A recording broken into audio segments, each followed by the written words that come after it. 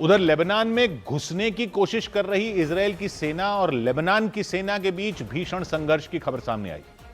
बताया गया जिस वक्त इजरायल के सैनिक ग्राउंड ऑपरेशन के लिए लेबनान की सीमा में दाखिल हो रहे थे, उसी वक्त लेबनान की सेना ने उन पर हमला कर दिया।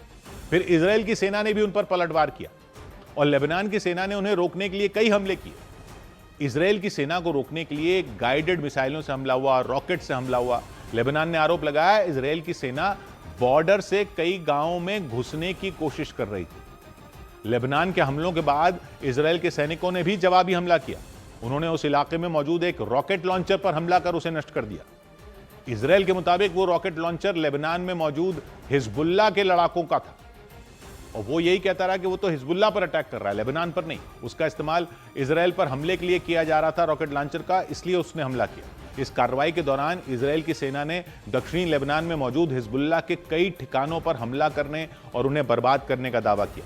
दक्षिणी लेबनान के टायर इलाके के अब्बासिया में इजरायल की सेना ने एक इमारत पर हमला कर दिया, फिर तेज धमाके के साथ वो इमारत खंडहर में बदल गई।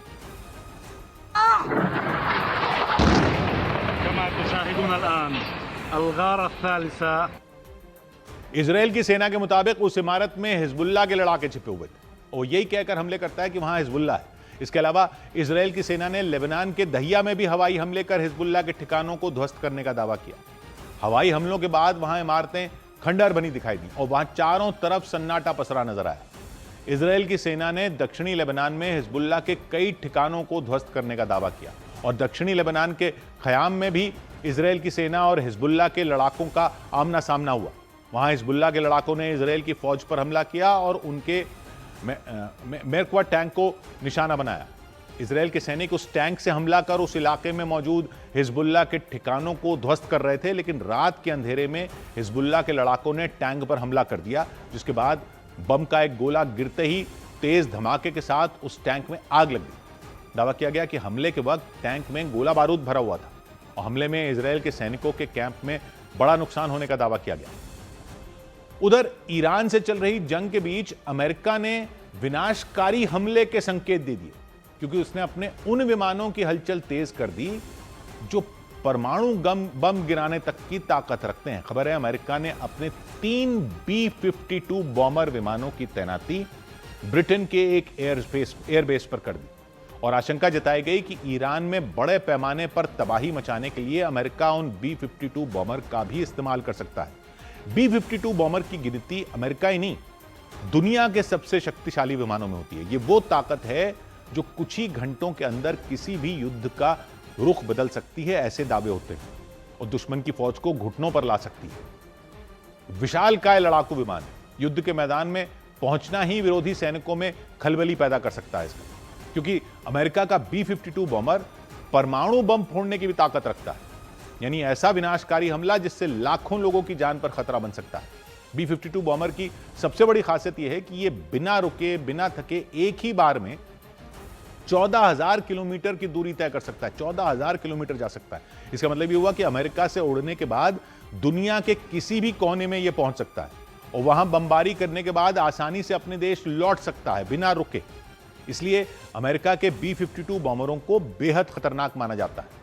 यही वजह रही कि अमेरिका ने इन लड़ाकू विमानों की तैनाती ब्रिटेन के एक एयरबेस पर कर दी। ऐसी खबरें आईं ताकि जरूरत पड़ने पर ईरान के खिलाफ लड़ाई में उन्हें भी उतारा जा सके। बीबीसी की एक रिपोर्ट के मुताबिक अमेरिका के 3 B-52 बॉम्बर ब्रिटेन की धरती पर लैंड कर चुके हैं। वो ब्रिटेन के ग्लॉस्टरशायर में मौजूद एयरबेस पर उतरे। हालांकि ब्रिटेन के इस एयरबेस से ईरान की दूरी 5,000 किलोमीटर से भी ज्यादा है। ईरान पर हमला करने के लिए अमेरिका के उन लड़ाकू विमानों को यूरोप के कई देशों को पार करना पड़ सकता है। फ्रांस, जर्मनी, ऑस्ट्रिया के आसमान से होते हुए तुर्की की एयर स्पेस में घुसना पड़ सकता है, तब जाकर वो ईरान में हमले कर सकते हैं। दावा है ब्रिटेन के एयरबेस से ईरान पर हमला करने में अमेरिका के B-52 बॉम्बर को 5 से 6 घंटे लग जाएंगे। ऐसे में आशंका जताई गई कि अगर ये एयरक्राफ्ट ईरान की धरती तक पहुंचे तो वहां बड़े पैमाने पर तबाही मच सकती है। उधर खबरों के मुताबिक अमेरिका और इजरायल ने ईरान में प्रदर्शन के लिए इकट्ठा लोगों की भीड़ पर हमला कर दिया। खबर है कि अमेरिकी और इजरायली सेना ने ईरान में लोगों की भीड़ पर हमला किया जो अपने देश का समर्थन करने के लिए इकट्ठा हुए थे। दावा किया गया कि हमले के बाद भी लोग वहां से भागे नहीं, बल्कि अपने देश का झंडा लहराते हुए अमेरिका और इजराइल के खिलाफ नारे लगाते रहे। ईरान के मिसाइल हमले में इजराइल के तेल अवीव के दक्षिण में मौजूद एक सैटेलाइट कम्युनिकेशन सेंटर को नुकसान पहुंचने का दावा किया गया। सोशल मीडिया पर कुछ तस्वीरों के जरिए उस सैटेलाइट कम्युनिकेशन सेंटर के पूरी तरह बर्बाद होने का दावा किया गया। हालांकि न तो ईरान ने न ही इजराइल ने इस तरह के हमले की आधिकारिक पुष्टि की। अमेरिका की सैटेलाइट कंपनी प्लैनेट लैब्स ने पश्चिम एशिया से जुड़ी सैटेलाइट तस्वीरों की रिलीज पर रोक बढ़ा दी। कंपनी ने ईरान और आसपास के इलाकों की कमर्शियल सैटेलाइट इमेज जारी करने में देरी 4 दिन से बढ़ाकर 2 हफ्ते तक कर दी। कंपनी ने युद्ध के हालात में तस्वीरों के सैन्य हमलों के लिए इस्तेमाल होने का खतरा बताया।